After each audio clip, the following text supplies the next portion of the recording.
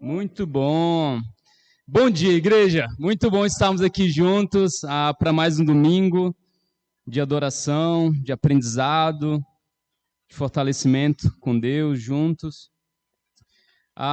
Hoje eu vou dar continuidade à série que eu iniciei sobre forças para lutar.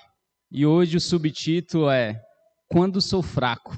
Então, basicamente é pensar, né? Poxa, como lutar quando eu e você nos sentimos fracos?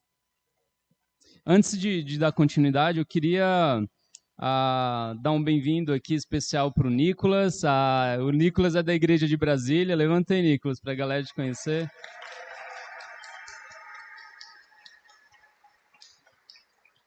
Eu sou muito grato pelo Nicolas, porque ele foi um dos primeiros frutos ali da UNB, lá em 2013. Eu lembro muito bem quando a gente convidou ele lá no cantinho, eu e o John.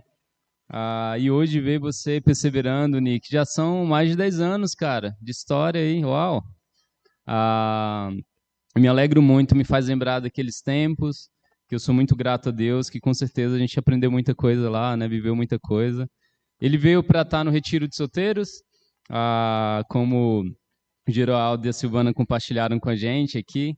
E, enfim, aproveitar, né, para passar um tempinho juntos. Tá lá levando uns beijos do Sherlock lá em casa, né, entre hoje e hoje. Mas muito bom, viu, cara? Se sinta bem-vindo.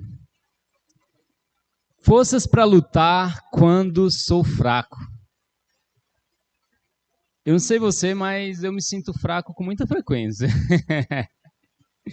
E eu quero animar você, a mim, hoje, a pensar, poxa, e aí, né? O que Deus espera de nós? A canção fala, que a gente acabou de cantar, Isaías 40, que Deus, ele dá forças, né? Os que confiam nele, renova suas forças, voam nas alturas como águias. Existe um segredinho aí, irmãos? A canção fala até isso, né? Quem é forte? Quem é que não se cansa, né? Quem é o próprio Deus. De alguma forma, eu já estou te dando um spoiler do que eu vou chegar a concluir com vocês, mas se por alguma razão você está fraco hoje, você sente assim, a semana te engoliu, você não teve a oportunidade, como a Jennifer, de ir para Ribeirão depois de uma semana fraca, né, Jennifer? E ser renovado lá. Eu espero muito que você saia daqui renovado, encorajado e cheio de forças. 3 semanas, algum mês atrás, quase isso, eu falei sobre a história de 1 Samuel 4, quando o povo está cheio de força, né? Lá no capítulo 4 de 1 Samuel, naquele contexto em que Samuel estava sendo levantado como um profeta, sacerdote e rei, né? Eu falei que Samuel ele era um pouquinho de cada, mas Deus estava levantando Samuel, porque Deus não estava se agradando ali de Eli e dos filhos de Eli, Ofni e Finéias. Mas o povo estava em alvoroço, o povo estava forte, eles se sentiam fortes. E aí eles foram enfrentar os filisteus, perderam aquela guerra e falaram, já sei, é só trazer a Arca da Aliança e tudo está resolvido. A bala de prata, né, que eu falei aqui. E eles foram com tudo. Uau, a bala de prata está aqui, como a gente não pensou nisso? Agora os filisteus vão ver o que é bom para tosse. Mas a gente chega e vê um massacre ainda maior. Na primeira, 4.000. Na segunda, 30.000 homens foram mortos. Além dos próprios filhos de Eli, Ofni e Finéias, porque eles estavam cheios de si. Eles faziam coisas muito erradas diante de Deus. Mas, se a gente continua aqui, é porque talvez Deus Ele não está tão bravo com a gente, né? Vamos lá, é a maneira da gente se consagrar, vamos levar a arca, vamos se consagrar aqui. E, na verdade, foi trágico o fim deles. Então, para reprisar o que a gente falou, e agora, tendo esse frame, eu queria fazer aquilo que alguns filmes fazem, que eu particularmente gosto, né? Te dá uma cena, e aí coloca, alguns meses antes. Então, pensa nisso, te deu o frame, todo mundo acabou se dando mal naquele contexto, por essas razões que eu comentei, mas vamos voltar juntos alguns meses antes. ou melhor, algum tempo antes daquela história. Então, quero ir com vocês em 1 Samuel, capítulo 2, versículo 12.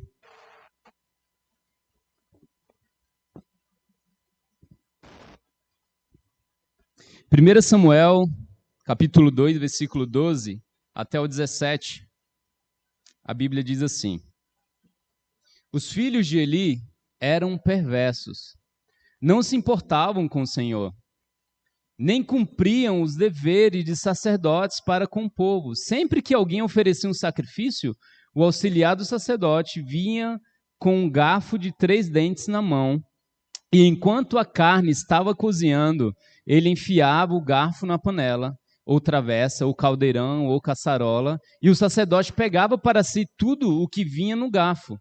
Assim faziam com todos os israelitas que iam ali a Siló. Antes mesmo de queimarem a gordura, vinha o auxiliar do sacerdote e dizia ao homem que estava oferecendo o sacrifício: dê um pedaço dessa carne para o sacerdote assar. Ele não aceitará de você carne cozida, somente crua.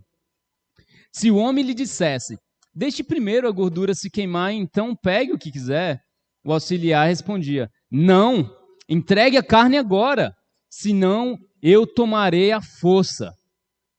O pecado desses jovens era muito grande aos olhos do Senhor, pois tratavam com desprezo a oferta do Senhor. A Bíblia fala, irmãos, que esses sacerdotes, ou melhor, Finéias e Ofni, filhos de Eli, eles eram muito maus. A gente vê esse relato aqui, né? Eles, inclusive, falando: olha, a gente vai tomar força, amigão. Não sei se eles estavam pensando, eles não queriam a carne pré-cozida, né? Porque ele queria fazer talvez um churrasquinho com a carne crua para ficar bom, queimadinho no churrasco. Não sei. Mas o fato é que eles não estavam honrando a Deus ali. E se sentiam fortes. Falaram: cara, e aí, vai dar ou vai dar? Você escolhe, do jeito fácil ou do jeito difícil. Eu pego, eu tomo.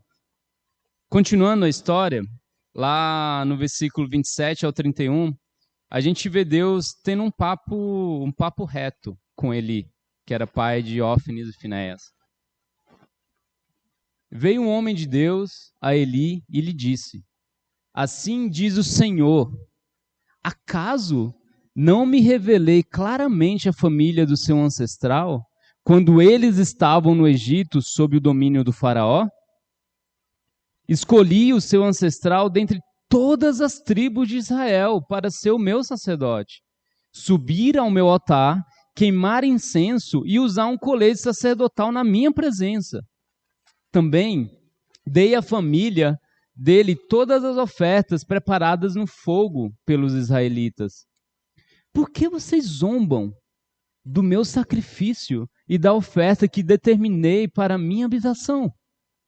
Por que você honra os seus filhos mais do que a mim, deixando-os engordar com as melhores partes de todas as ofertas feitas por Israel, meu povo? Portanto, o Senhor, o Deus de Israel, declara: prometi à sua família e à linhagem do seu ancestral que ministrariam diante de mim para sempre. Contudo, agora o Senhor declara: longe de mim tal coisa. Honrarei aqueles que me honram, mas aqueles que me desprezam serão tratados com desprezo. É chegada a hora em que eliminarei a sua força e a força da família do seu ancestral. Não haverá mais nenhum idoso na sua família. Até aí. Obrigado, até o 31 mesmo. Naquela circunstância da primeira aula, eu comentei sobre esse trecho também. Mas eu queria dar uma ênfase, irmãos, ainda maior junto com vocês hoje. Então, voltando algum tempo depois da derrota, a gente vê Deus tendo um papo bem reto com Eli. Deus expressando para Eli verdades difíceis de engolir. E por que Deus fez isso, irmãos? E chegou num ponto que a gente vê Deus dando um basta. Era questão de hora que esse momento ia chegar. Já tinha andado, já tinha passado de todos os limites. E Deus, ele é um Deus de justiça, não esqueça disso. Lembra de Sodoma e Gomorra? Se você olha lá uns capítulos antes da destruição de Sodoma e Gomorra, Deus não destrói antes do tempo ali. Ele dá um tempo para que isso acontecesse. A maldade ainda não tinha chegado, né? Deus é soberano, irmãos. Deus, ele conhece o meu coração e o seu coração da maneira mais profunda. Deus conhecia o coração de Eli, dos seus filhos. E Deus não foi a primeira vez que falou com Eli. Mas chegou um momento em que não dava mais. Se a gente fosse parar para pensar, aqui no versículo 29, Deus fala assim, ó. Queria dar essa ênfase. Por que você honra seus filhos mais do que a mim, deixando-os engordar com as melhores partes de todas as ofertas feitas por Israel, meu povo? Está aqui o grande erro de Eli como um pai. Ele honrava os filhos mais do que honrava a Deus. Estava muito claro, irmãos, desde o começo, o que eles faziam ali, sob a custódia do próprio Eli. E aí você que é pai, talvez você vai conseguir ter uma empatia por Eli maior nesse caso. Vai até entender, nossa, talvez eu entendo, porque imagine meus filhos e tal. Atualmente tá vindo o Pedrinho II, mas eu já estava fazendo o estágio com os cachorrinhos, né? Para alguns pais de pet. E eu sei quando você mexe com um negócio que é seu, assim, você fala, cara, mas espera aí, eu sei tratar isso, né? Eu sei fazer. Talvez no fundo ele se sentia assim, poxa, uma hora vai dar tudo certo, eu vou conversar com eles, poxa, eu não quero magoar, se de repente eu pressiono muito, e se eles deixam um sacerdócio? Eu não quero, poxa, tem uma promessa que eu carrego, e se eu dou pressão no meu filho, talvez ele abandone a Deus, mas eles já estavam abandonando a Deus há muito tempo. Ele honrava os filhos mais do que honrava Deus. Sabe, irmãos, Eli não falava a verdade que precisava ser dita. O padrão certo que a Bíblia escancara para nós e com certeza para eles não estava sendo pregado dentro da própria casa. Quero te perguntar, o que você hoje tem honrado mais do que a Deus na sua vida? É os seus filhos, você como pai? É a si mesmo? É o seu trabalho? No versículo 30 ao 31, a Bíblia diz assim, ó. Portanto, o Senhor, Deus de Israel, declara: prometi a sua família e a linhagem do seu ancestral que ministrariam diante de mim para sempre. Contudo, é aqui que eu quero enfatizar, agora o Senhor declara: longe de mim tal coisa, honrarei aqueles que me honram. Aqueles que me desprezam serão tratados com desprezo. Irmãos, essa aqui é uma das escrituras fortes que a Bíblia fala, né? A gente sabe que Deus, ele não é um Deus de barganha. Eu falei isso também na primeira aula. Deus não está aqui para barganhar com você do tipo, olha, dá aqui que você recebe aqui. A gente sabe que Deus oferece graça para nós. Uma graça salvadora. Uma graça com as suas múltiplas formas, como a Bíblia fala. Uma graça que faz a gente, como a Elcio comentou em João 3,16 e escrituras como essa, de pensar, Deus nos ama tanto. Deus deu o Filho por nós. Isso é pura graça, irmãos. Mas Deus, ele é justo também. Deus, ele quer que eu e você tenhamos um coração disposto a honrá-lo. Isso não é barganha. Isso é, na verdade, o que deveria ser um constrangimento no meu coração e no seu diante do momento em que a gente recebe a graça de Deus. A Bíblia fala que o amor de Deus nos constrange. É isso que Deus está querendo aqui. É isso que Deus quer de mim, de você. É isso que Deus estava expressando para Eli. Eli, eu vou honrar quem me honra. E aqui a gente vê Deus falando. Vai no 31, André, rapidinho. é chegada a hora em que eliminarei a sua força e a força da família do seu ancestral. Lembra que no comecinho eles falam lá para o rapaz que estava titubeando antes de entregar a oferta: ei, amigão, se você não der, eu vou tirar a força. Eles se sentiam fortes, né? E olha o que Deus está falando aí que vai tirar deles. Eu vou tirar a força. A pseudo-força, na verdade, que você acha que tem. Mas você não tem. Eu vou tirar ela. Eliminarei a sua força, porque você não tem me honrado.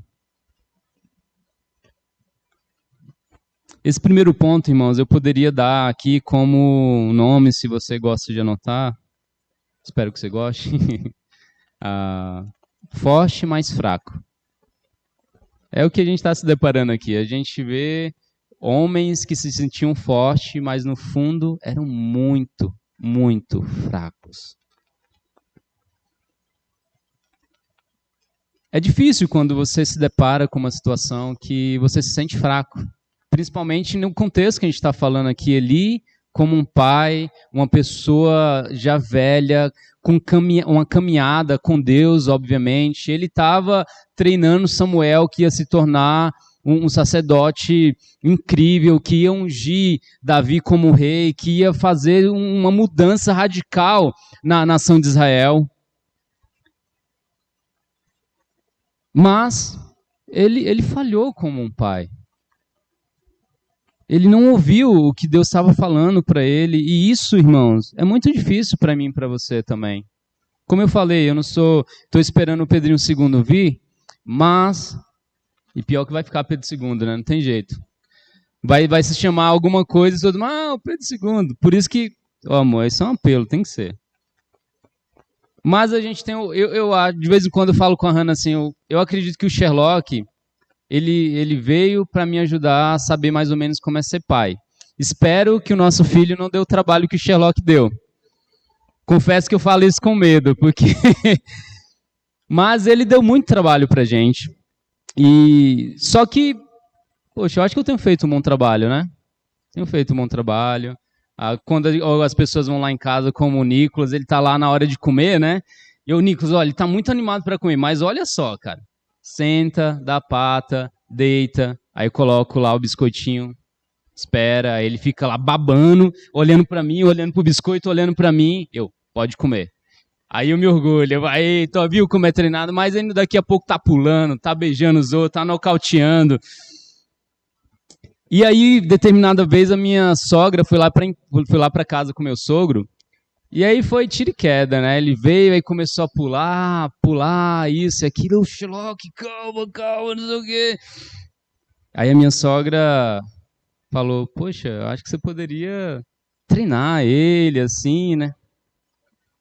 Aí eu, sim, continua, bacana, eu sei, ele é um pouco assim. Eu não queria saber que eu estava sendo fraco ali como um treinador, né? Estava sendo fraco. Realmente, tem coisa para melhorar. Talvez essa seja mais importante ainda do que a comida. Mas é fácil mexer com comida com ele. Mas o fato, irmãos, é que eu e você não queremos parecer fracos. E sabe por quê? Porque muitas vezes falta humildade para a gente ouvir o que as pessoas que amam a gente estão falando para o nosso bem. E naquele momento, eles viram que eu mudei, né? E eles começaram a... Mudei, eu fiquei chateado, confesso. E não, Pedro, mas a gente não está falando isso para, né? Você está fazendo um bom trabalho e tal. Obrigado por conhecer. Mas a gente está falando pro bem, porque realmente, numa dessa, alguém mais velho vem, eu concordo, realmente, é porque meu orgulho ficou ferido, que eu tento fazer um bom trabalho com ele, mas eu percebo e tal. Irmãos, eu e você não podemos acovardar diante do que Deus está chamando para que eu e você faça na nossa vida. Custe o que custar, irmãos, assim, não falhe nisso. Até porque o que a gente está falando aqui é que vidas podem... Isso pode custar vidas, é o que eu quero dizer. Não falar a verdade, por mais dolorosa que ela seja, por mais que talvez o que Deus está chamando você hoje é para falar dentro de casa, ou talvez seja para falar com alguém que não é da sua família sanguínea, mas é da sua família espiritual. E que é difícil. Às vezes a gente não quer comprar uma briga, mas fale a verdade. Ajude a pessoa que está ao seu lado. Que eu acredito muito, irmãos, que cada um que está aqui, cada um que faz parte dessa igreja, desse movimento, quer honrar a Deus, porque não estaria aqui se não quisesse. Mas muitas vezes a verdade é que a gente não está honrando a Deus. E Deus está mostrando para mim e para você. Por vezes Ele está mostrando para mim mesmo que eu não estou honrando a Ele. Mas a gente sabe que a gente vive tão próximo um do outro, quem sabe quando um ou outro não está honrando a Deus. Então fale a verdade. Fale. Ajude essa pessoa a honrar a Deus com o padrão que precisa ser honrado. Não espere para depois. Elias foi deixando para depois. Uma hora não, acho que uma hora a ficha vai cair. Talvez no momento da guerra, lá no capítulo 4, ele falou, opa, acho que é agora, hein? Porque eles vão ter uma alegria tão grande com Deus, que eles vão falar, uau, Deus, por que eu estou fazendo isso com você agora de repente? E às vezes, irmãos, a gente pode cair numa dessas. A gente estava falando sobre os retiros. Eu gosto tanto de retiro. A gente se conecta, a gente volta pensando, olha, um pedacinho do céu. A gente vai ter o nosso retiro de casados, que vai ser um marco, né? Depois de 11 anos sem ter um retiro como esse. Mas a gente não pode achar, irmãos, que o retiro vai resolver o nosso problema. É tentador. Eu confesso para você, é muito tentador olhar no contexto e falar, nossa, tem um casamento aqui, vai resolver o retiro. Vai lá. A gente precisa dar seguimento na vida uns dos outros, né? A gente precisa cuidar antes, durante e depois. Só que dá trabalho. É muito mais fácil realmente a gente esperar um evento e tudo, como eu falei até na primeira aula também, sobre a bala de prata e a maneira como a religiosidade acaba enganando a gente nesse sentido. Mas fale, irmãos, ajude essas pessoas aqui que querem honrar a Deus a honrarem de fato e não só usar no papel, né? Eu honro a Deus porque eu faço parte da Igreja de Cristo Internacional. Não, honra a Deus por andar e agir como um discípulo. Não ache que você é forte. Você precisa de Deus para ser forte. O segundo ponto, irmãos, que eu quero trazer é o contrário disso. É fraco, mas forte. E eu quero te chamar 2 Coríntios 11:30 para entender o que eu estou falando. A gente vai ler 2 Coríntios 11:30 e 2 Coríntios 12, do 1 ao 10. Então, aqui em 2 Coríntios 11:30, primeiro, a gente vê Paulo expressando, depois que Paulo, nesse capítulo 11, ele está basicamente expressando o orgulho que ele sentia por sofrer. E aqui no versículo 30, um pouco antes de começar o capítulo 12, Paulo expressa, se devo me orgulhar, que seja nas coisas que me mostram a minha fraqueza, que mostram a minha fraqueza. Então, se devo me orgulhar, que seja nas coisas que mostram a minha fraqueza. Olha o processo que Paulo está passando aqui. Ele está passando por um momento, o capítulo todo falando de sofrimento, e ele está terminando esse capítulo falando, se tem algo que eu devo me orgulhar, é na minha fraqueza. Eita, Paulo, como assim, né? Eu tento me orgulhar na minha força, né? Eu falo, olha, quão forte eu sou, e tudo mais. Mas ele vai e continua, emenda no capítulo 12, a gente vai ler do 1 ao 10. 12 do 1 ao 10, isso. É necessário que eu continue a gloriar-me, ainda que não ganhe nada com isso. Passarei a referir-me às visões e às revelações do Senhor. Conheço um homem em Cristo que há 14 anos foi arrebatado ao terceiro céu. Se foi no corpo ou fora do corpo, não sei. Deus o sabe. Sei que esse homem, se no corpo ou fora do corpo, não sei, mas Deus o sabe, foi arrebatado ao paraíso e ouviu palavras indizíveis que ao homem não é permitido falar. Nesse homem me gloriarei, mas não em mim mesmo, a não ser nas minhas fraquezas. Mesmo que eu preferisse gloriar-me, não seria insensato, porque estaria falando a verdade. Evito fazer isso para que ninguém pense a meu respeito mais do que em mim vê ou de mim ouve.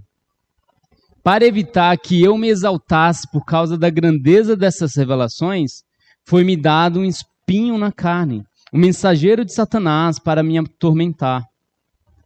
3 vezes pedi ao Senhor que o tirasse de mim. Ele, porém, me disse: a minha graça é suficiente para você, pois o meu poder se aperfeiçoa na fraqueza. Portanto, eu me gloriarei ainda mais alegremente nas minhas fraquezas, para que o poder de Cristo repouse em mim. Por isso, por Cristo, alegro-me nas fraquezas, nos insultos, nas privações, nas perseguições, nas angústias, pois quando sou fraco é que sou forte. Paulo, ele fala do orgulho que ele tinha nas fraquezas dele.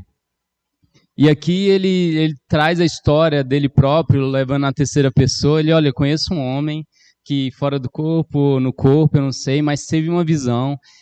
Uau! E eu não estaria mentindo se eu não me orgulhasse disso que eu vi. Porque foi grande, foi grandioso, foi especial. Mas, para que eu não me orgulhasse, Deus colocou um espinho na carne. E a gente vê Paulo lidando com algo muito profundo aqui, irmãos. E você para pensar em Paulo, ele era um cara muito forte, por natureza. Ele era um cidadão romano, a gente vê em algum momento ele expressando isso, depois de levar umas chicotadas. E ele fala, olha, eu sou cidadão romano, e naquele contexto, ser um cidadão... Os caras quase beijaram o pé de Paulo, porque eles poderiam se dar muito mal por terem açoitado um cidadão romano. Então ele tinha, na cultura, uma força por si só. Ele era alguém muito estudioso, fariseu, né? Ele tinha uma linhagem muito forte na Bíblia, ele era zeloso, ele era alguém forte, alguém que intimidava, assim. Ele tinha um caráter forte. Mas você vê ele se alegrando por ser fraco. Se orgulhando por ser fraco. Ontem no futebol, os homens foram jogar. E é sempre maravilhoso, né? Futebol rende tantas. O André chegou em casa com o nariz quase quebrado. Não chegou a tanto, né? Mas na hora apareceu. Mas é legal essa emoção, né? E ver, e a gente, todo mundo cansando, e ver que tem um monte de gente fora de forma. Uau, é muito bom, é muito bom. Aconteceu algo bem especial que eu vou trazer como um ponto para dar uma ilustrada aqui para vocês. Tá lá, Ícaro. O Ícaro é tipo o Adriano ao quadrado, né? Se o Adriano era o imperador, né? O Ícaro é o tanque, cara. O tanque é grande demais. Pegou a bola, é difícil tirar do Ícaro. Joga muito, além de ser muito forte. Mas vem o Vitinho. O Vitinho é a agilidade em pessoa com a bola no pé. E aí tá lá jogando e o Vitinho passa, deu um chapeuzinho e tal, conseguiu, cara, deu um drible assim de desconcertante, né, Ícaro? Aí o Ícaro conseguiu pegar a bola depois do drible. Eu falei, Ícaro, passa a bola, cara. Passa a bola. Aí o Ícaro, não, vou descontar. E tá lá o Ícaro e o Vitinho em cima. O Ícaro, passa a bola, cara. E o Ícaro, na cabeça do Ícaro, ele não falou isso, mas falou, cara, eu vou humilhar agora. Mostrar como é que faz. Aí vai lá o Ícaro, cara, passa. Aí o Ícaro cai. Parece que torceu o pé naquela hora e sai do jogo. Orgulho maldito. É isso, irmãos. A gente não quer ser fraco. Eu faria a mesma coisa. Eu tentaria fazer, ainda dar um chutinho ali na perna do Vitinho para ele ficar esperto. É isso, irmãos. A gente não quer parecer fraco. E se tem uma situação em que mostra a nossa fraqueza, a gente quer provar que foi só uma fatalidade, um erro, que eu vou mostrar quem é o pai aqui, né? A gente não quer ser fraco e nem parecer fraco. Mas sabe o que é o problema, irmãos, com esse pensamento? É que a gente leva isso para a caminhada cristã. No momento em que eu e você deveríamos dar o nosso braço a torcer, a gente, não, eu quero ganhar.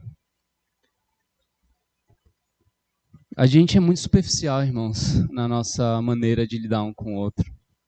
Por exemplo, vai acabar o culto daqui a pouco e talvez o papo entre nós homens vai ser o futebol de ontem. E o que ficou aqui, o que foi falado aqui, talvez vai ficar aqui. Ou eu não vou falar que a gente vai falar sobre novela, Big Brother, porque eu sei que a gente... Espero, tá? Espero que você não leve a sério essas coisas. São fúteis. Mas eu sei que algum assunto bem superficial vai ser muito tentado a sair da sua boca, porque o que é espiritual exige de nós. Eu encorajo você a fazer diferente hoje. Comece no... Irmãos, isso para mim é, ou deveria ser, o momento mais especial do culto, que é o momento em que a gente, depois da aula, o convívio, né, antes e depois.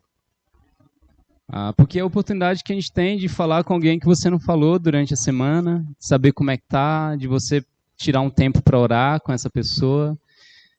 Espero muito que seja um momento para aplicar aulas como essa, de você falar, e eu quero já te dar uma dica. Comece falando, poxa, eu estou fraco em tal área.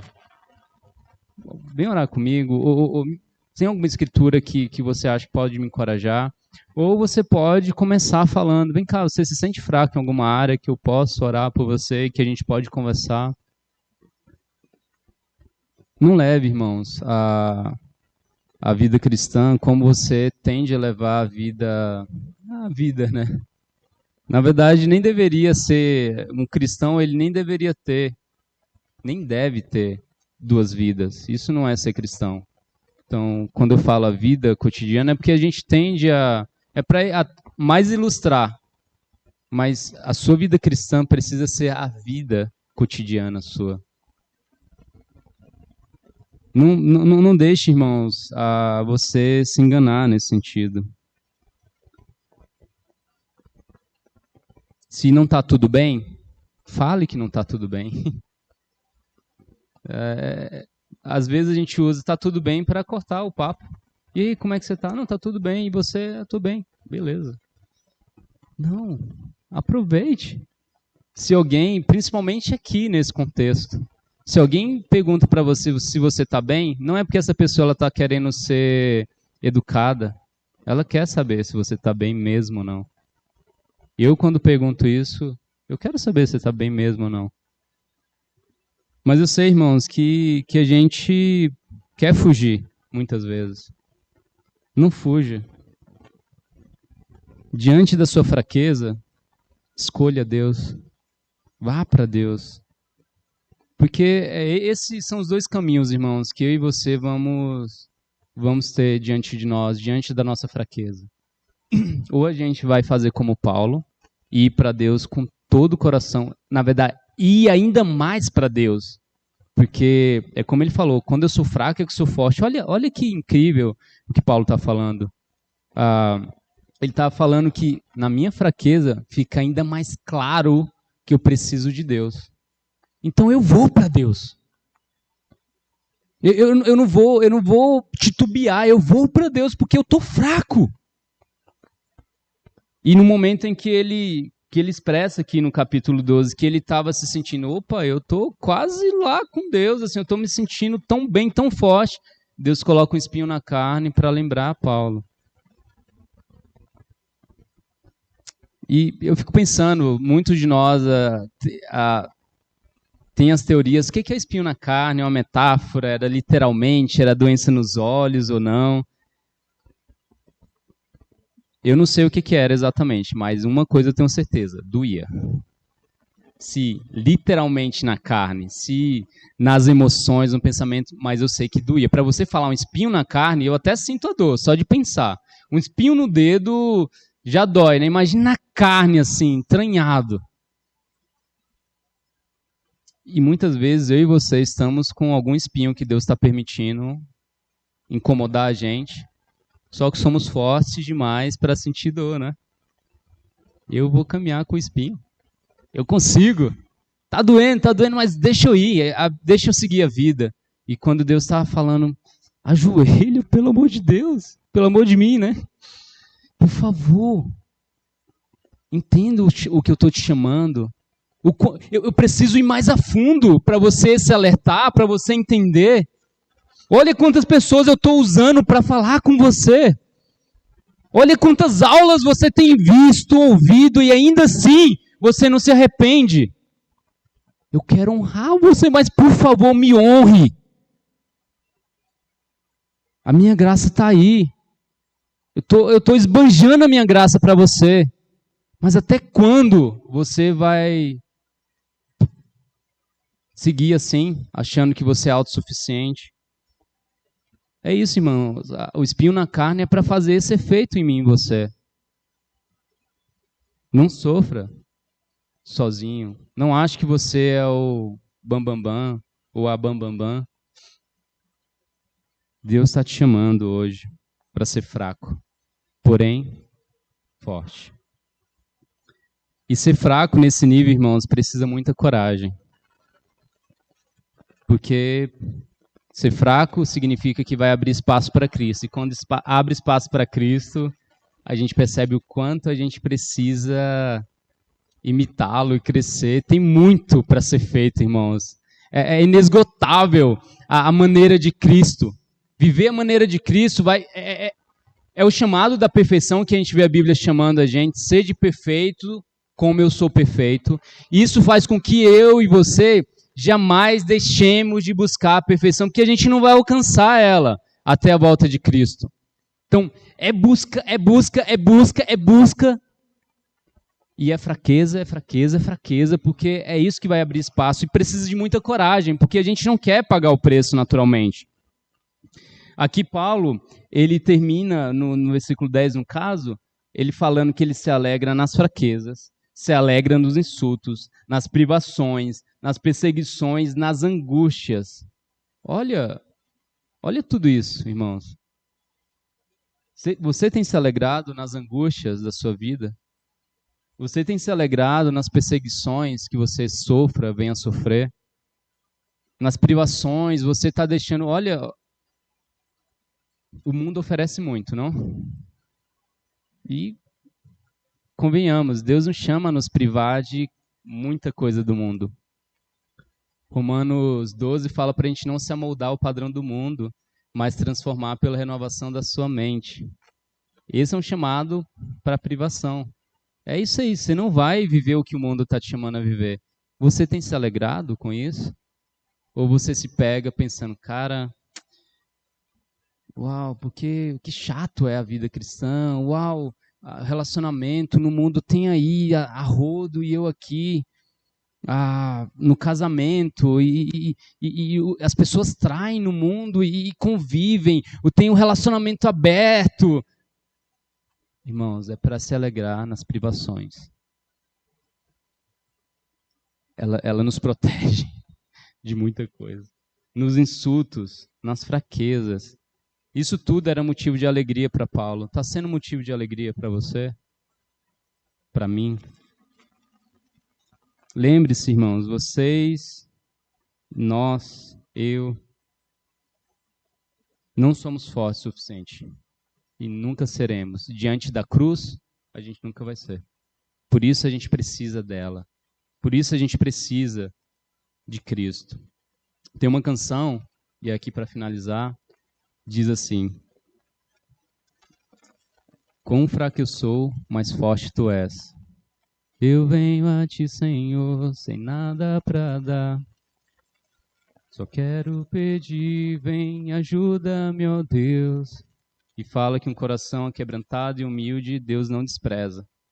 E faz lembrar, né, de Paulo, ou melhor, de Davi, no Salmo 51, expressando um coração desse, um coração que ele achava que estava forte, e é muito legal esse contexto, que Davi tinha pisado feio na bola, ele estava cheio de força, Natan vem, Davi, deixa eu contar uma historinha.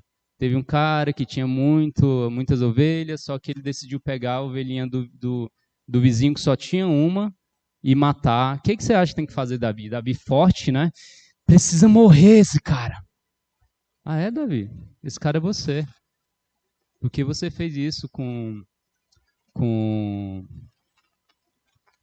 Betseba? Tava com Betsaida na cabeça. Betseba, que veio a ser a mãe de Salomão depois. E a gente vê o Salmo 51, o que é um coração fraco, irmãos, diante de Deus. Um coração fraco diante de Deus é alguém que se derrama para Deus. É alguém que entende que Deus ele não vai desprezar um coração contrito e um coração arrependido. Eu e você somos fracos, sim. Mas Deus quer ver força nessa fraqueza. E para que haja força nessa fraqueza, tem que ter joelho dobrado. Tem que ter uma vida intensa com Deus. Uma vida de entrega a Deus. E longe da superficialidade. Não seja superficial, irmão. Se arrependa se você tem sido. E esse não é um chamado. É um desafio para nós como líderes. Sempre é. Porque é muito fácil a gente usar coisas para, não, eu estou fazendo, e tudo bem, é como se fosse um checklist, né?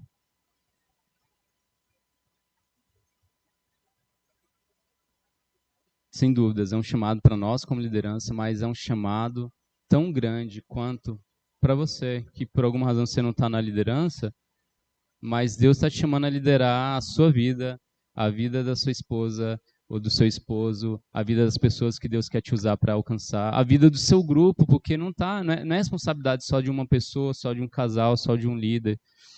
Então não deixe a superficialidade impedir você de criar conexões, de falar a verdade, de ouvir a verdade também, porque diante do que vai ser revelado da sua fraqueza, tem uma força maravilhosa que vai causar impacto aonde quer que ela vá.